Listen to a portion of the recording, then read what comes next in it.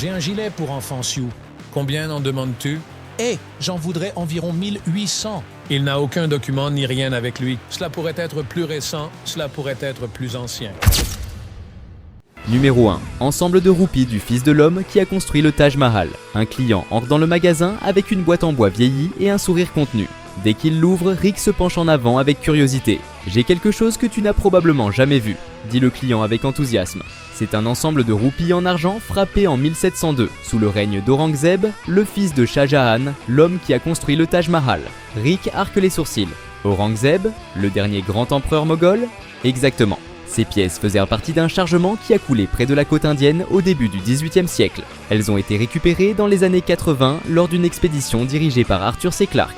Le plus incroyable, c'est qu'elles sont encore regroupées, certaines même fusionnées par le temps passé sous l'eau. Rick examine le contenu. Les pièces sont groupées, certaines recouvertes de résidus minéraux, mais leur forme et leur relief sont encore visibles. Où ont-elles été frappées? À Surat, l'un des principaux centres commerciaux de l'Empire moghol. Ces pièces étaient destinées au commerce avec l'Asie du Sud-Est, mais le navire n'est jamais arrivé. Et pourquoi sont-elles si bien conservées? Le chargement était stocké à côté d'un canon en fer. Les pièces sont restées appuyées contre lui et le fer s'est oxydé rapidement. Cela a créé un environnement où l'argent n'a pas été endommagé. En gros, le fer s'est sacrifié pour elle. Rick hoche la tête, impressionné. Tu as de la documentation? Oui, tout est ici, répond le client en tendant un petit classeur. Certificat de provenance, signature de l'archéologue, rapport de récupération, même des photos de la découverte.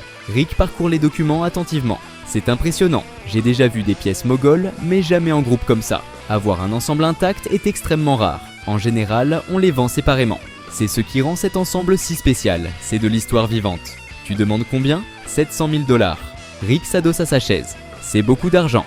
Il n'existe que 3 groupes comme celui-ci. L'un est dans un musée à New Delhi, un autre dans une collection privée à Londres. Celui-ci est le seul qui soit arrivé dans une boutique comme la tienne. Je comprends la rareté, mais investir 700 000 dans une seule pièce, c'est risqué. Je pourrais mettre des années à récupérer cet investissement. Fais une offre. Rick réfléchit quelques secondes. Je peux t'offrir 200 000 $. Le client soupire. Ce n'est pas suffisant, je dois refuser. Je comprends, mais de mon côté, je dois penser comme un commerçant. C'est un objet incroyable, mais c'est un marché très spécifique. Merci de l'avoir regardé, je vais continuer à chercher un acheteur. Rick sourit. Bonne chance. Et merci d'avoir apporté quelque chose d'aussi unique. C'est l'une des pièces les plus fascinantes que j'ai vues. Numéro 2, gilet amérindien du 19e siècle. Un homme d'âge moyen entre avec une housse de protection et la remet à Rick avec précaution. À l'intérieur, il y a un gilet en cuir décoré de perles colorées. Cela fait des générations qu'il est dans ma famille. On m'a dit que c'est un gilet amérindien, probablement de la fin du 19e siècle, peut-être fait par les Sioux ou une tribu des plaines. Rick le prend avec précaution et l'examine attentivement. C'est un très beau travail. Le perlage est assez détaillé. Qu'est-ce que tu veux en faire? Le vendre. Tu en demandes combien? J'aimerais en tirer 1800 $. Rick hoche la tête, mais reste prudent. Tu permets que je fasse venir un expert pour le regarder? Je t'en prie. Quelques minutes plus tard, un expert en objets amérindiens arrive. Il prend le gilet, l'observe à la loupe, puis commence son analyse. Le style du perlage ressemble à celui des peuples des Grandes Plaines. Oui, probablement Sioux ou Cheyenne. Mais il y a quelque chose qui cloche. Quoi donc? Le cuir a été traité de manière moderne, et ces perles ne semblent pas dater du 19e siècle. Elles sont plutôt industrielles du 20e siècle. Je ne pense pas que ce soit une pièce authentique de l'époque. Elle a probablement été fabriquée comme souvenir ou destinée aux collectionneurs. Rick regarde l'expert avec une légère déception. Donc ce n'est pas de l'époque qu'on pensait? Exactement, c'est bien fait, probablement par un artisan amérindien, mais dans un but commercial. Rick se tourne vers le client. Bon, ce ne sont pas de mauvaises nouvelles, mais ce n'est pas ce qu'on espérait. C'est une pièce décorative, pas traditionnelle. Si tu veux toujours la vendre, je peux t'en offrir 300 $. Seulement 300, c'est ce que je peux justifier si je veux la revendre. Tu pourrais monter un peu, peut-être 400? Rick réfléchit quelques secondes. Je te propose 350, c'est le maximum que je peux faire. D'accord, c'est mieux que de la laisser dans une boîte. Marché conclu. Ils se serrent la main. Numéro 3, statue de Bouddha aux 10 bras. Un couple entre avec une statue enveloppée dans une couverture épaisse. En la dévoilant, Rick observe une statue en métal doré avec plusieurs bras tendus et une expression sereine. On a trouvé ça dans un vide-grenier il y a des années. On nous a dit que c'était Avalokiteshvara, un Bouddha de la compassion. Rick se penche pour mieux la voir. Combien vous en voulez? On pensait à 1000 $. On en a vu une similaire en ligne à ce prix-là. D'accord, mais avant d'aller plus loin, je préfère faire venir quelqu'un qui connaît bien ce genre de pièces. Un expert en art asiatique arrive quelques minutes plus tard et commence son analyse. C'est bien Avalokiteshvara, le bodhisattva de la compassion. Les 10 bras symbolisent sa capacité à entendre tous les êtres. D'après les détails et l'usure, ça semble authentique, probablement du 18e siècle. Et dans quel état est-elle?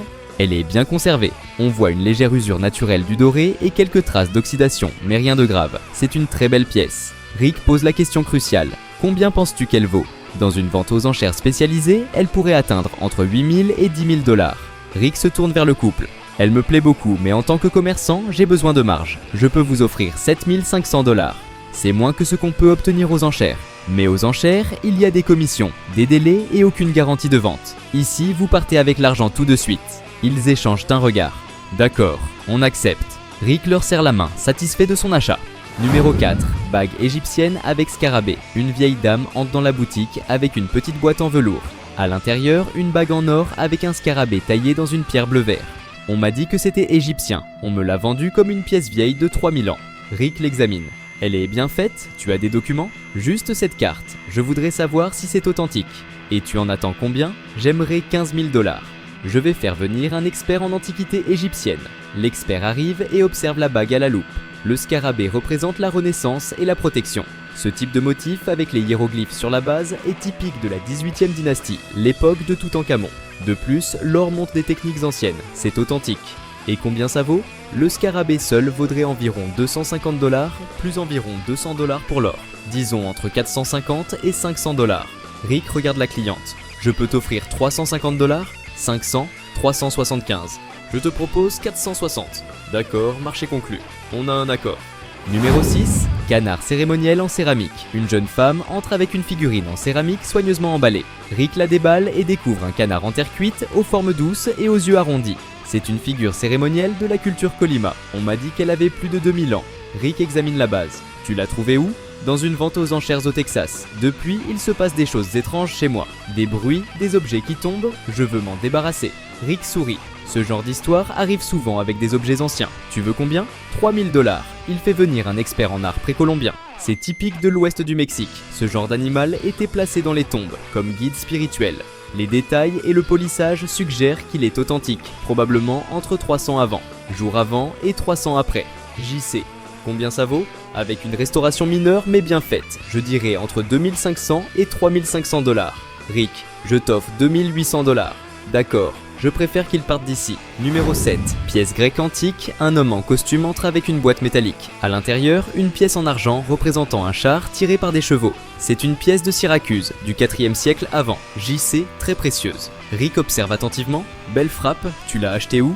Aux enchères à Londres, il y a des années. Tu en veux combien? Je suis ouvert, mais si elle est réelle, elle vaut beaucoup. Il appelle un expert en numismatique. Ce dessin avec la nymphe Aréthuse et les chevaux représente la puissance et la victoire. Une pièce très recherchée, en excellent état.